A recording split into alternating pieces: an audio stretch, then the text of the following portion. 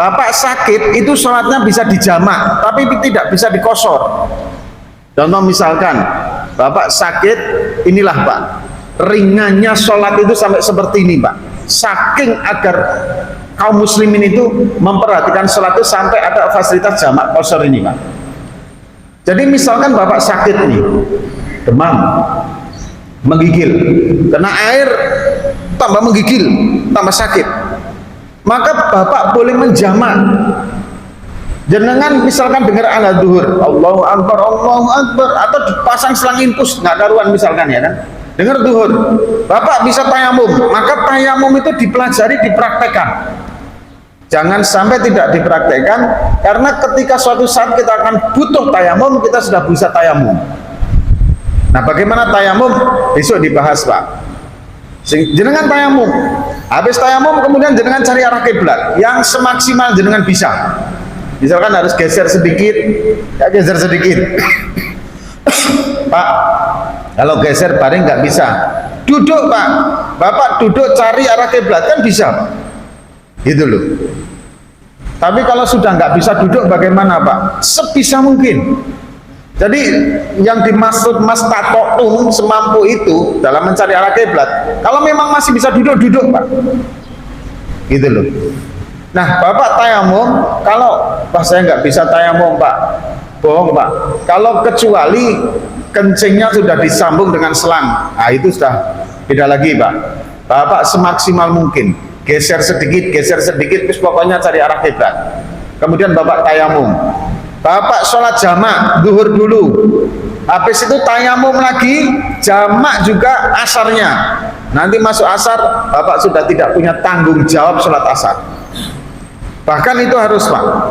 Kenapa? Karena nanti kalau tiba-tiba Allah SWT memanggil di waktu zuhur, Bapak sudah sholat asar. Kalau nanti maghrib, Bapak dipanggil maghrib oleh Allah SWT, diabsen oleh malaikat, maka hadirin jenengan sudah sholat isya. Itu keuntungan ketika sakit jamak. Nah hadirin, tapi boleh mengkosor? Tidak boleh, karena mengkosor itu diperuntukkan jika memenuhi syaratnya.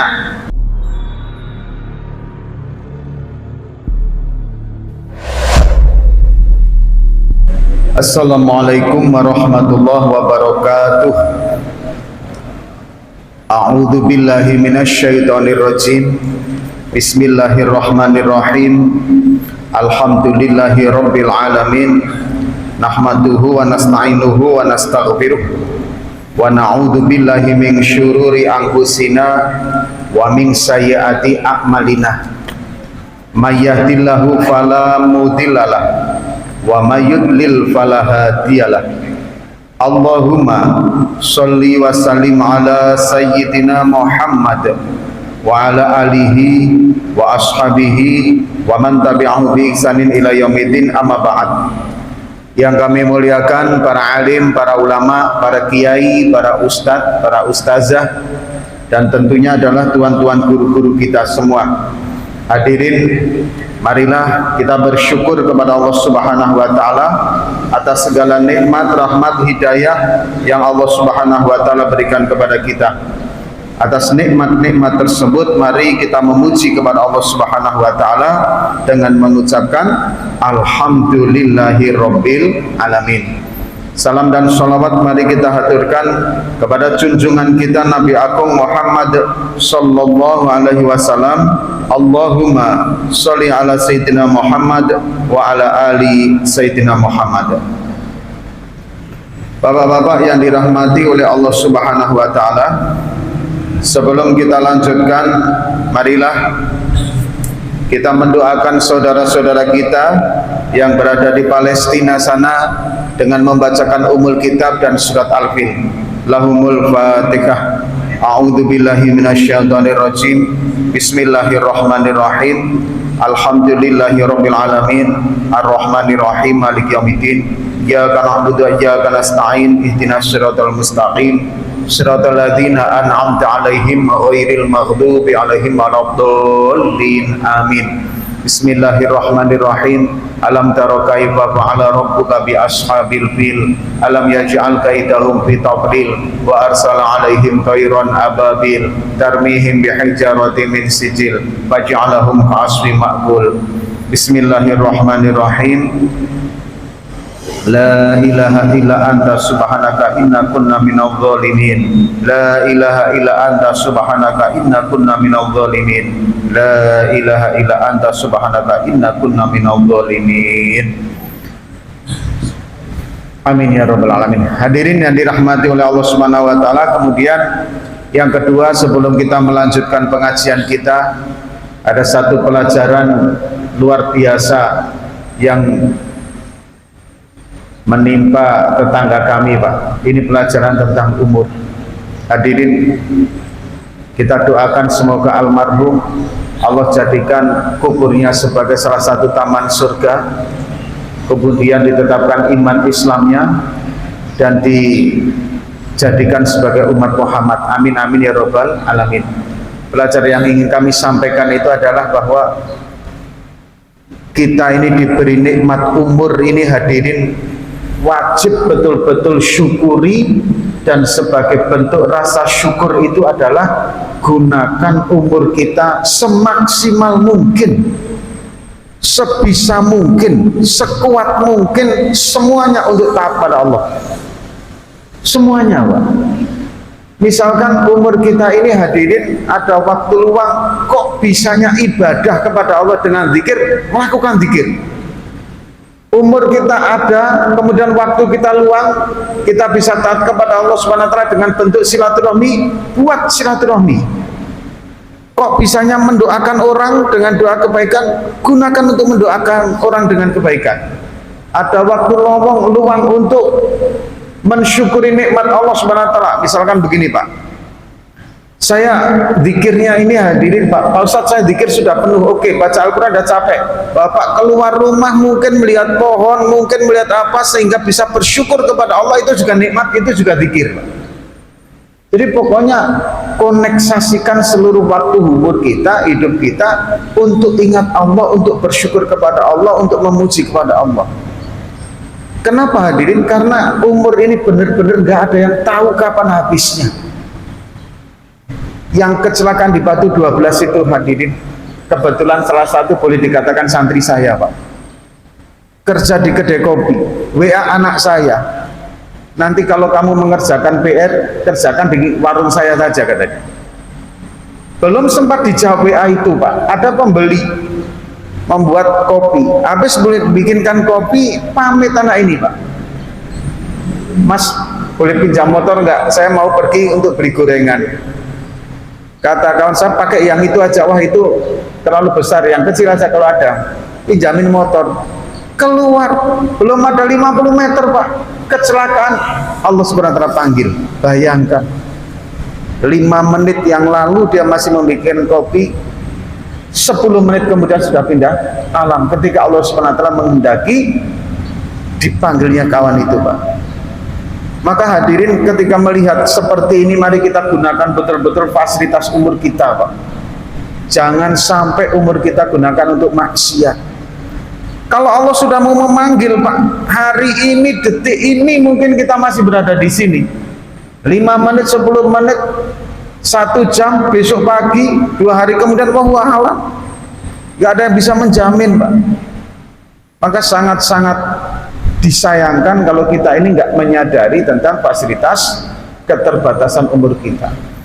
Maka apa yang dinasihatkan Rasulullah SAW itu, tatkala berada di waktu sore, jangan kemudian berharap adanya waktu pagi. Ketika di waktu pagi, jangan berharap berlebih ketika waktu sore. Yang ada saat ini, hadirin, kita mari gunakan semaksimal mungkin. Kita doakan semoga santri kami itu, hadirin, Allah Subhanahu wa ta'ala tetapkan iman Islamnya, kuburnya dijadikan sebagai taman surga, dan kemudian ditetapkan sebagai umat Muhammad. Amin amin ya rabbal alamin. Yang ditinggalkan diberi kesabaran dan keikhlasan, dan semoga mendapat ganti yang lebih baik dari Allah Subhanahu wa ta'ala untuk mereka semua, dan dimudahkan dalam kehidupannya. Amin. Hadirin yang dirahmati oleh Allah Subhanahu wa ta'ala, kemudian Kemarin kita sudah membahas hal yang berkaitan dengan najis yang ada di masjid. Ini kita kembali ngaji fikih lagi berkaitan dengan pertanyaan-pertanyaan yang sampai ke redaksi kami. Singkatnya, siapapun yang melihat najis di masjid, apakah itu kotoran burung, ataukah kotoran cicak, ataukah kotoran kucing, maka dialah yang pertama kali melihatnya, itulah yang wajib fardu ain untuk segera membersihkannya. Ini kuncinya di sini, Pak.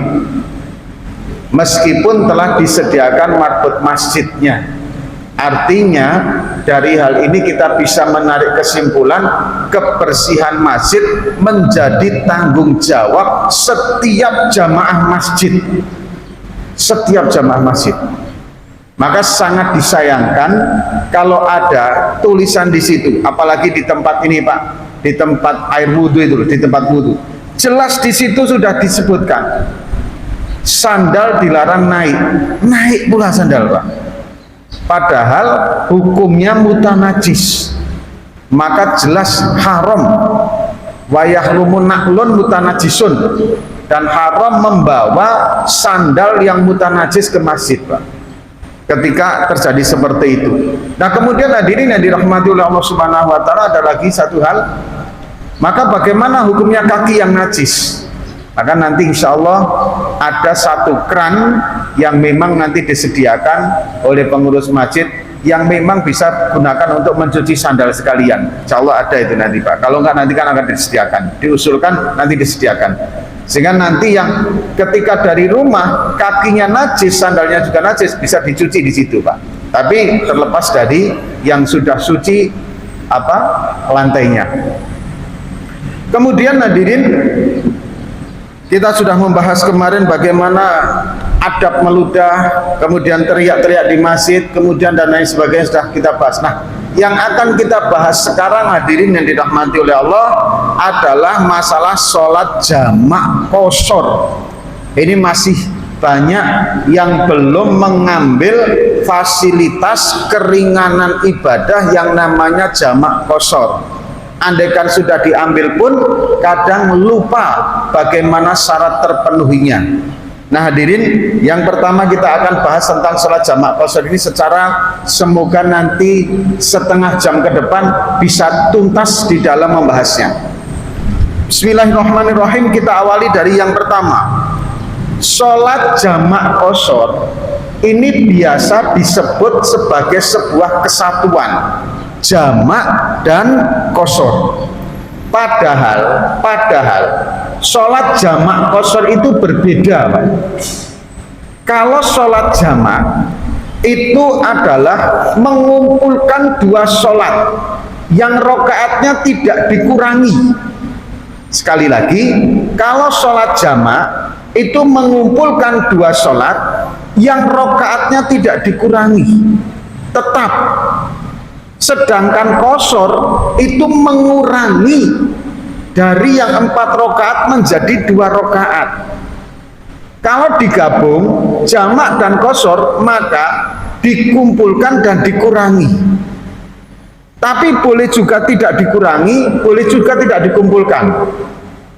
Contoh begini, Bapak melakukan sholat jamak zuhur dengan asar, maka dikerjakan di zuhur atau dikerjakan di asar.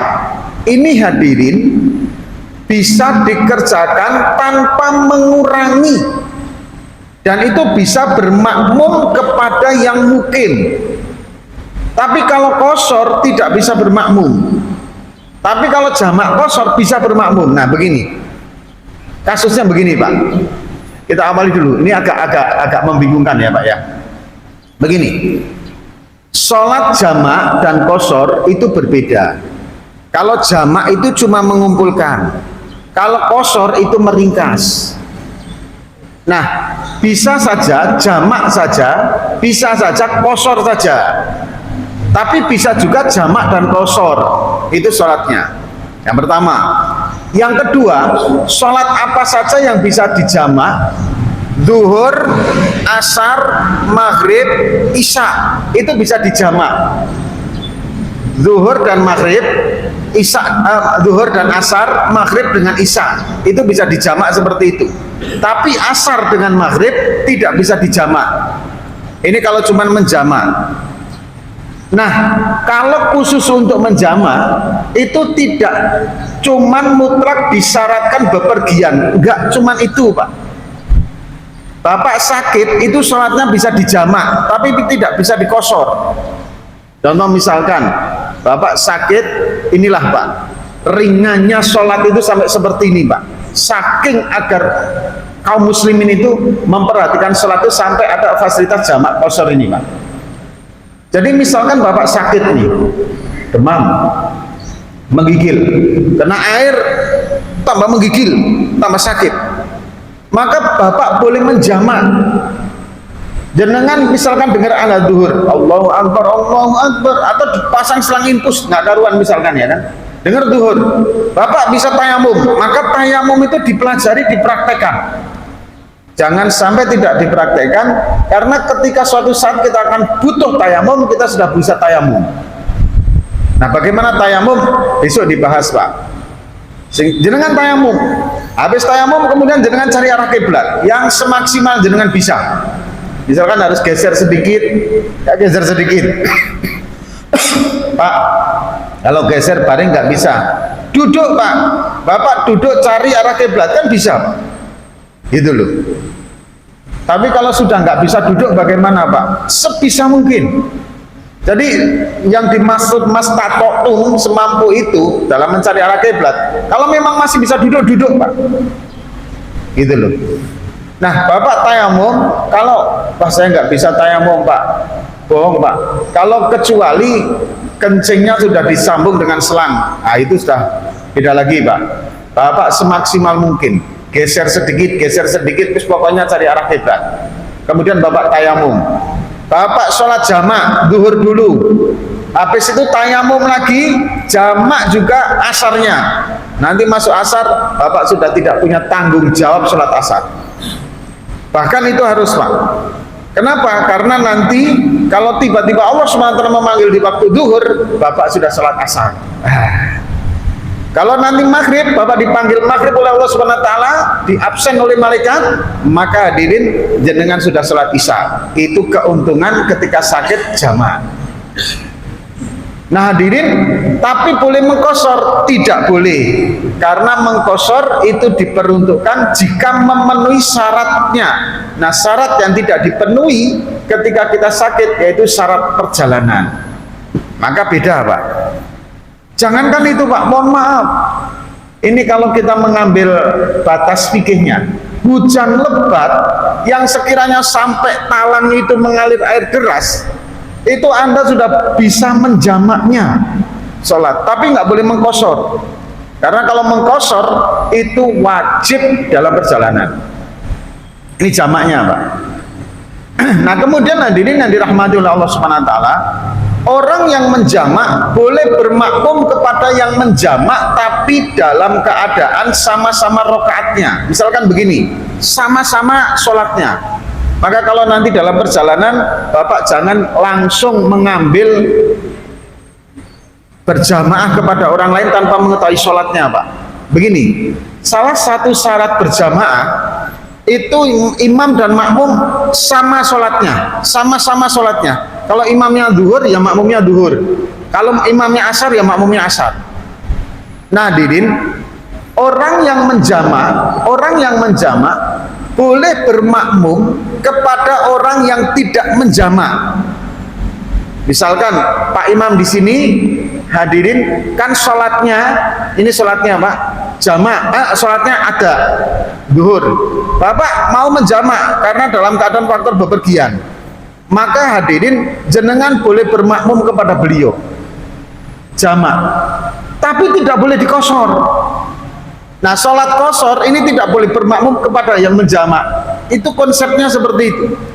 Ini ada musafir, mukimin, mustautin 4 rakaat zuhur, kemudian Anda mengkosor bermakmum kepada yang musafir tadi. meskipun jenengan masbuk, itu tidak boleh Pak, karena Anda hanya akan mengerjakan 2 rakaat. Tapi kalau jamak qashar boleh, Anda nanti jamak boleh tanpa mengqashar, mohon maaf. Kalau mengqashar tidak boleh, tapi kalau jamak saja boleh. Jadi misalkan begini Pak, nanti kita satukan, misalkan Pak imamnya sholat duhur, Bapak datang mau makmum, Bapak mau menjamak dengan sholat asar, maka ketika takbir, saya berniat sholat jamak duhur dengan asar makmum karena Allah Subhanahu Wa Taala. Nah itu Bapak jamak, nggak boleh dikosor. Kalau dikosor hadirin, maka hadirin jenengan tidak sah sholatnya. Mengerjakannya wajib tetap 4 rakaat meskipun jenengan masbuk. Ini sudah 2 rakaat, Bapak datang nih, Bapak mengerjakan, saya berniat sholat fardu duhur jamak dengan asar makmum karena Allah Ta'ala, Allahu Akbar, tetap 4 rakaat. Dia salam, Bapak naik tambah 4 rakaat.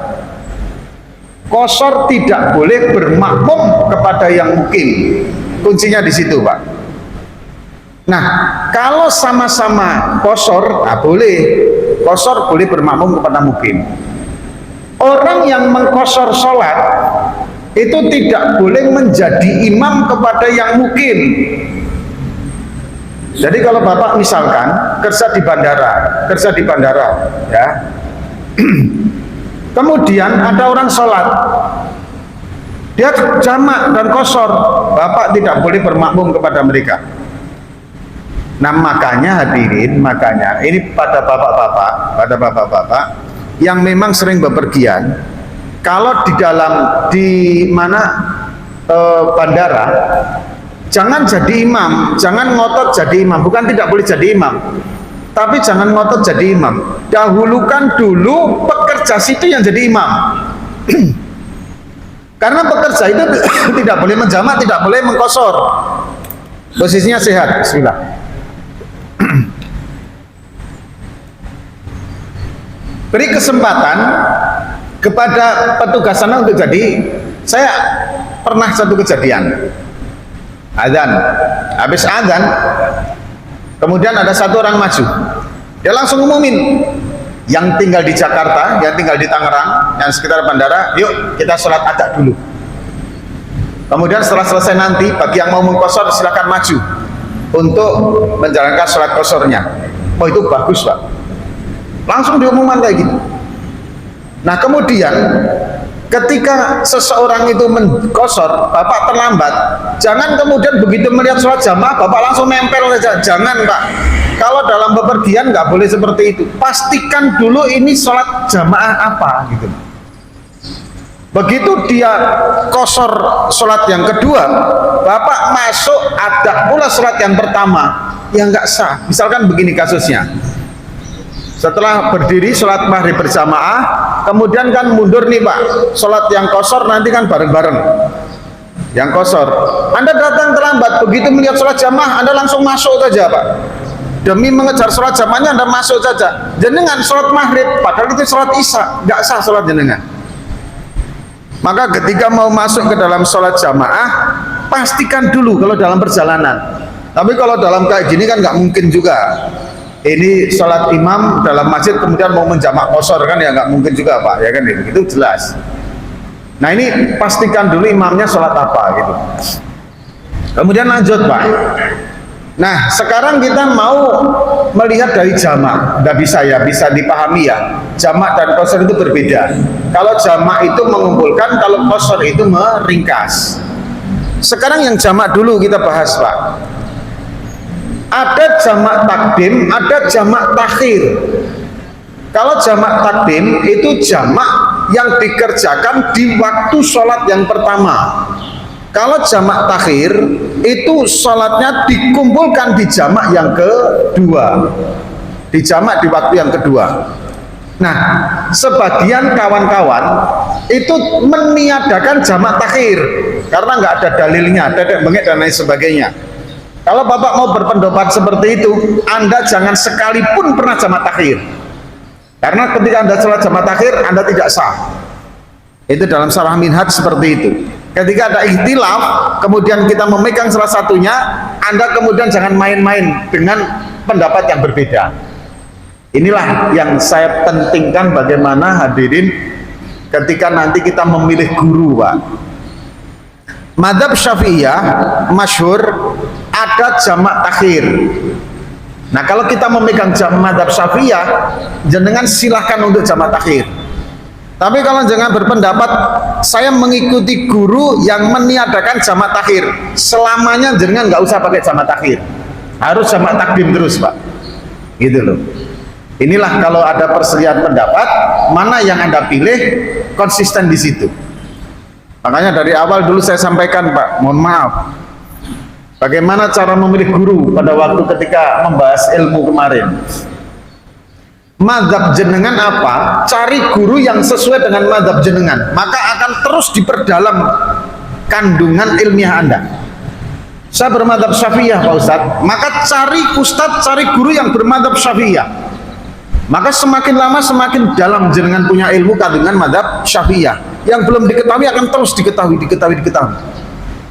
Jenengan mazhab Syafi'iyah, cari guru yang Wahabi. Mohon maaf sekali, banyak perbedaan pendapat, jenengan akan mumet, Pak. Kalau jenengan Wahabi, jangan cari guru yang Syafi'iyah, mumet jenengan, nanti stres. Gitu loh. Cari guru yang Wahabi juga, maka jenengan akan nyaman. Ada guru yang mengajarkan tentang adanya tahlilan yasinan, jenengan cari guru ketika memang pendapat jenengan sama di situ saja. Saya mempunyai pedoman, ada kok tahlilan yasinan, Pak Ustadz, ya sudah, kalau jenengan di situ ada, cari guru yang ke situ, maka jenengan nggak akan kontra. Tapi jenengan berbuat nggak ada dalilnya, Pak, yasinan tahlilan, jenengan nggak usah cari guru yang membolehkan yasinan, cari guru yang mengharamkan yasinan, Pak. Maka jenengan nggak akan bingung, nggak akan mumet. Konsepnya di situ saja. Nah, kita lanjutkan dulu, Pak, ya.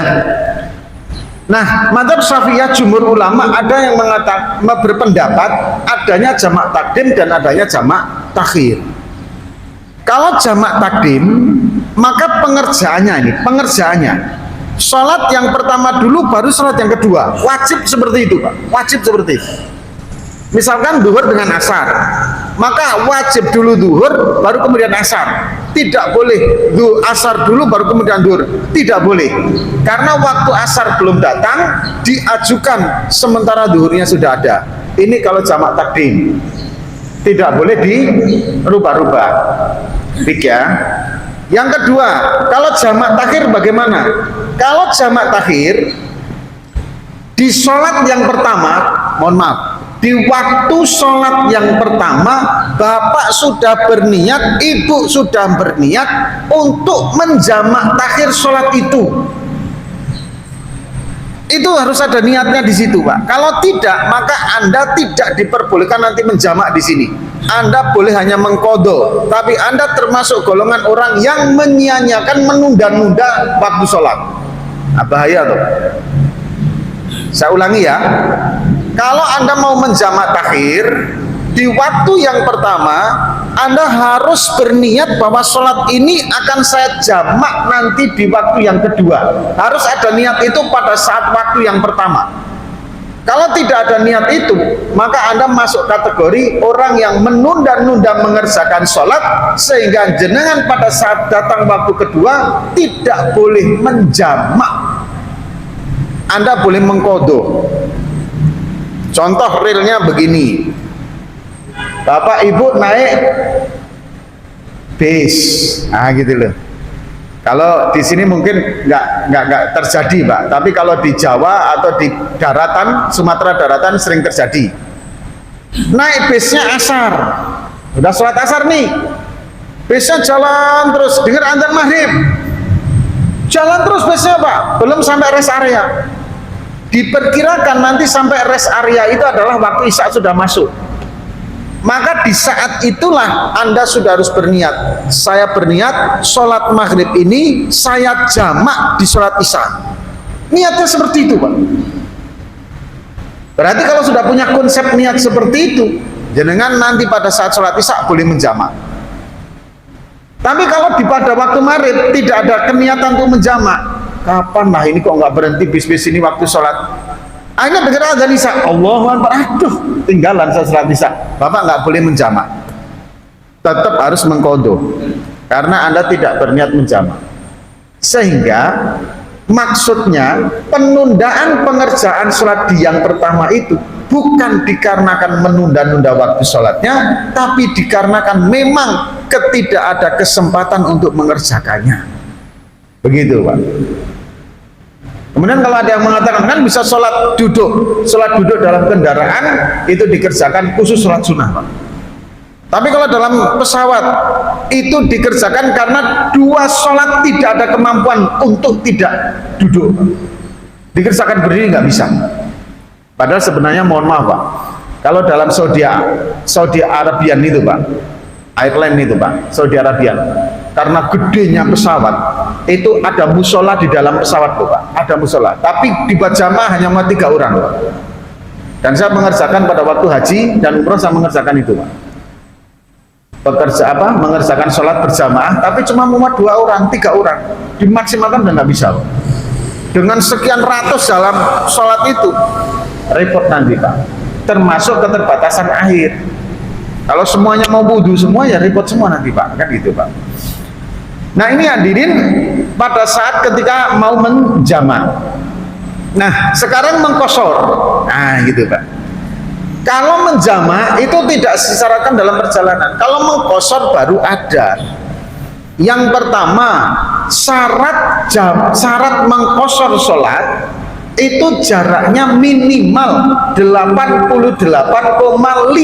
km dari tempat kita mulai bepergian. Jaraknya minimal 88,5 km. Sini Uban berapa Pak? Uban dari sini Uban ada 90? Ada nggak 90? Kalau ada 90 berarti tidak bisa mengkosor. Ke Batam lebih Pak, kalau ke Batam ya kan, itu sudah jelas bisa mengkosor. Namun hadirin tengok bepergiannya, tujuan bepergian apa? Nah ini hadirin saya bacakan dalam kitab Fathul Mu'in. A'udzubillahi minasyaitonirrajim. Bismillahirrahmanirrahim.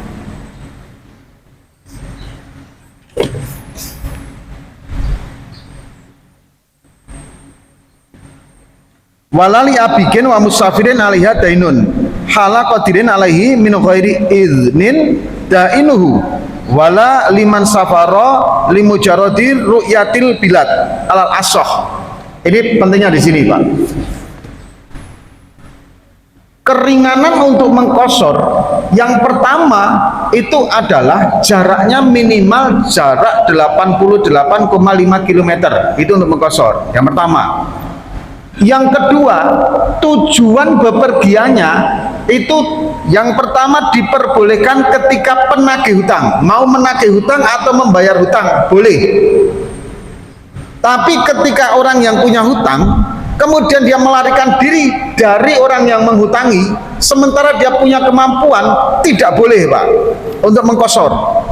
Contoh begini, di sini Bapak musafir nih, Bapak perantau, ya terjerat hutang kepada si A, oke. Kemudian Bapak melarikan diri, padahal Bapak mampu membayarnya, tapi duit itu nggak mau dibayarin, Bapak malah melarikan diri. Selama melarikan diri itu Anda tidak boleh mengkosor sholatnya. Ini menurut qaul asof, selama bepergian itu, karena Anda punya kemampuan untuk membayarnya. Kecuali kalau Anda tidak mempunyai kemampuan untuk membayarnya, Anda pergi ya boleh itu mengkosor. Ini fikih itu sampai sebegininya Pak. Kalau Bapak minta mana dalilnya, ya dalilnya am. Perjalanan yang diperbolehkan untuk mengkosor itu dalilnya nanti am. Kemudian hadirin, tidak diperbolehkan mengkosor untuk liru'yati balad wali mujarradi ru'yatin bilad. Syarat mengkosor itu, perjalanannya itu bukan untuk melihat-lihat balad, tempat. Artinya kalau Bapak wisata, tujuannya wisata, itu tidak boleh mengkosor Pak. Contoh misalkan Bapak pergi ke puncak atau kemana gitu Pak ya, jangan di situ tujuannya apa? Untuk melihat-lihat keadaannya, maka jangan dikosor. Anda hanya boleh menjamak. Bahkan menjamak saja, kalau memungkinkan tidak, kalau tidak dipenuhi syarat menjamak, jenengan nggak boleh, haruslah jamaah. Tapi kalau Anda bersilaturahmi boleh. Contoh misalkan, jenengan mudik Pak, mudik itu kan silaturahmi, maka silaturahmi boleh menjamak dan boleh mengkosor. Nah selama mudik itu di jalan jenengan sambil wisata, boleh Pak. Karena niat pertamanya mudik di jalan sambil melihat-lihat, itu boleh. Anda menjamak dan mengkosor boleh, karena niat awalnya adalah silaturahmi. Ada perjalanan maksiat, ada maksiat dalam perjalanan. Ada juga hadirin lelahan atau sesuatu yang sia-sia, nggak ada, tujuannya itu mutlak. Ada juga yang mutlak dalam perjalanan, ada. Maka ini kalau begitu bisa diotak-atik, nggak bisa diotak-atik juga. Tentukan tujuan utama dulu. Misalkan Bapak tujuannya apa dulu? Saya tujuannya ke daerah itu adalah dalam menjalankan tugas, boleh menjamak dan mengkosor. Tapi dalam perjalanan Anda sambil wisata, ya itu boleh juga, karena dalam perjalanannya itu adalah tujuan utama adalah menjalankan tugas. Karena kalau nggak ada menjalankan tugas, Anda nggak akan wisata juga Pak. Beda dengan orang yang memang bepergian untuk wisata, nggak ada tugas saja memang dia mau berwisata, gitu loh maksudnya. Atau tujuannya memang mau wisata, nggak mudik pun kalau mau tujuannya wisata tetap akan wisata, gitu. Ini beda. Maka bedakan tujuan ini, pahami betul tujuannya. Kalau jenengan mutlak bepergian hanya untuk berwisata, Anda tidak boleh untuk menjamak dan mengkosor. Tapi kalau tujuannya jenengan itu yang pertama, yang utama itu, kemudian di perjalanan Anda menikmatinya sehingga ada wisata di dalamnya, monggo silahkan. Bapak Ibu mau berziarah, boleh itu Pak, menjamak dan mengkosor. Kemudian dalam perjalanan mampir dulu lah ke danau ini, ke waduk ini, ke ini, ke ini, ke ini, boleh untuk menjamak dan mengkosor. Karena kalau tidak berniat berziarah, Anda nggak akan ke waduk itu. Tapi beda kalau jenengan niatnya ke waduk itu, ke tempat wisata itu, kemudian di jalan jenengan sekalian ziarah, itu malah nggak boleh Pak. Karena kalau tidak wisata, Anda nggak mungkin ziarah, gitu loh. Tujuan utamanya seperti itu. Bisa dipahami ya Pak ya untuk mengkosornya. Kemudian hadirin yang dirahmati oleh Allah Subhanahu wa taala, bagaimana keadaan kosor itu ketika sampai tempat tujuan? Nah, begini Pak. Ada banyak pendapat hal yang berkaitan dengan itu. Yang pertama, jika sampai tempat tujuan, Anda memang ingin bermukim di situ, maka sampai di situ sudah habis kemurahannya masa kosornya. Misalkan di sini Pak, Bapak mau mudik, tapi mudiknya itu memang mau balik kampung, nggak akan ke sini lagi. Jenengan begitu sampai sana, langsung sudah habis masa kosornya. Walaupun, mohon maaf ini, walaupun 2 bulan kemudian Anda balik lagi ke sini Pak, tapi tetap sudah tidak terjadi, tidak memungkinkan, tidak dapat kemurahan untuk mengkosor, karena sampai di tempat tujuan Anda niatnya untuk mukim di situ. Yang pertama. Yang kedua, jika melewati batas, arti melewati batas, misalkan Bapak bepergian ingin ke Surabaya, kemudian jenengan mampir dulu di rumah saudara selama 2 hari gitu misalkan, itu masih boleh mengkosor, karena jenengan dalam perjalanan itu hanya singgah sebentar, masih dalam perjalanan, dihitung perjalanan satu berangkatnya, begitu juga nanti pulangnya. Itu hanya singgah saja. Kemudian yang ketiga, habis masa di situ. Apabila jenengan memperkirakan begini Pak, saya perkirakan kepentingan saya di situ itu cuma 4 hari. Maka begitu jenengan hajat jenengan di situ, acara jenengan di situ Pak, memang 4 hari saja, maka jenengan sudah habis. Begitu sampai tempat tujuan, Anda sudah tidak boleh lagi mengkosor.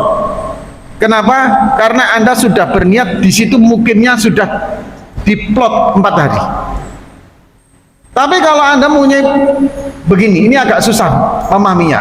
Tapi kalau Anda memiliki tujuan begini, tempat tujuannya di Jakarta atau di Surabaya, di situ Anda punya tujuan untuk satu hal, tapi jenengan nggak tahu kapan waktu selesainya.